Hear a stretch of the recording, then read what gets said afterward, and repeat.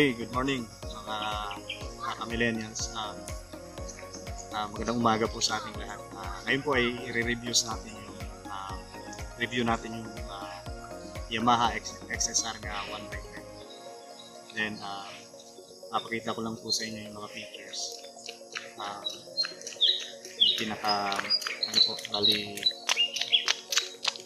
ano po yung mga nagustuhan ko po dun sa Yamaha XSR 155. Then, ano naman yung mga hindi ko nagustuhan.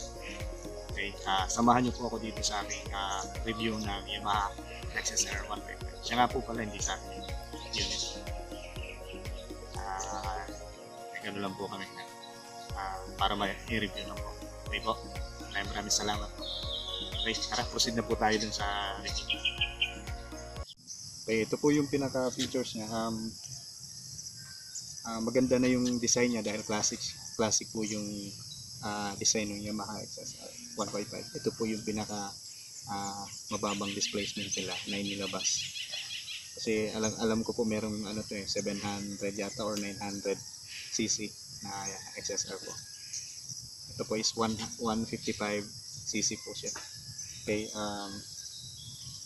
ang pinaka nagustuhan ko po rin din dito is yung ito po yung upuan niya saka yung logo. Then yung niya po, yung port ay maganda na po siya, saka yung gulong po niya sa ibibigay ko po yung details mamaya. Kukunan lang po natin ng details mamaya. Nagpalit nga po pala ako ng pipe, yung exhaust niya. Ito po yung bullet pipe. Pag gusto nyo pong umorder kay Sir Dave po, ibibigay ko po yung details mamaya kung paano ko po. Maganda po siya yung pipe niya sa ground zero po, ground zero pipe. Okay, monoshock na rin po yung yung shock niya po is monoshock. Then kung mapapansin nyo po, wala na kayong masyadong babaguhin dun sa kanya dahil maganda na po siya. Sabi nga nila na hindi na siya maluluma dahil luma na. Okay po, then nagpalit lang po ako ng side mirror, yung bar end na side mirror. Yun lang po yung pinalitan ko, din yung pipe sa ngayon, yung pinaka exhaust niya. Okay, papakita ko po sa next video is yung full details ng Yamaha XSR po. Okay po, tara po.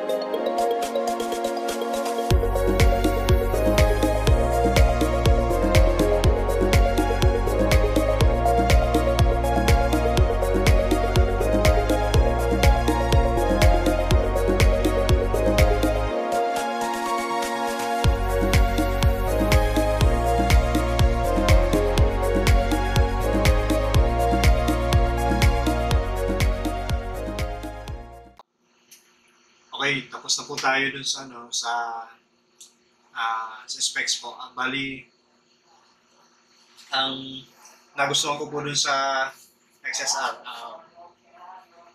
yung bali, komportable siya. Then, yung digital po na speedometer niya, maganda. Tamang-tama lang din yung size.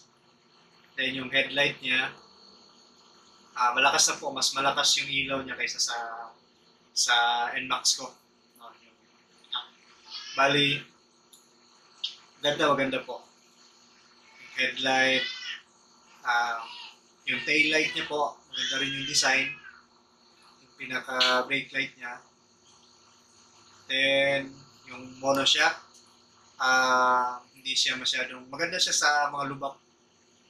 Maganda yung, ano niya, yung play po ng shock niya. Tapos yung ano naman, ah, yung hindi ko lang medyo nagustuhan yung taas po ng upuan. Kasi nakapikto na ako. So, yung sa mga height natin na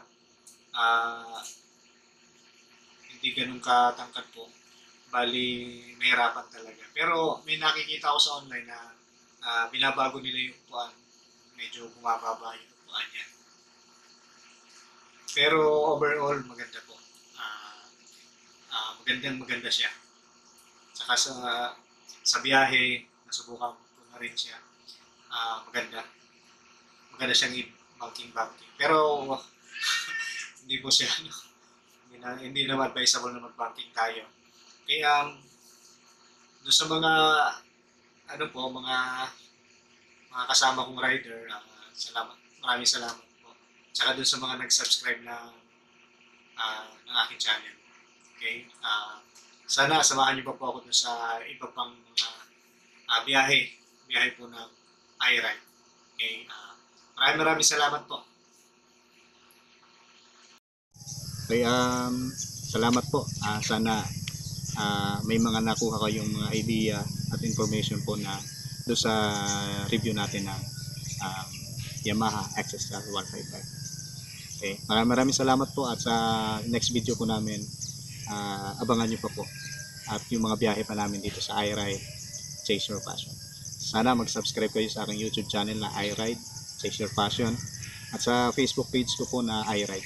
Okay po. Maraming salamat po.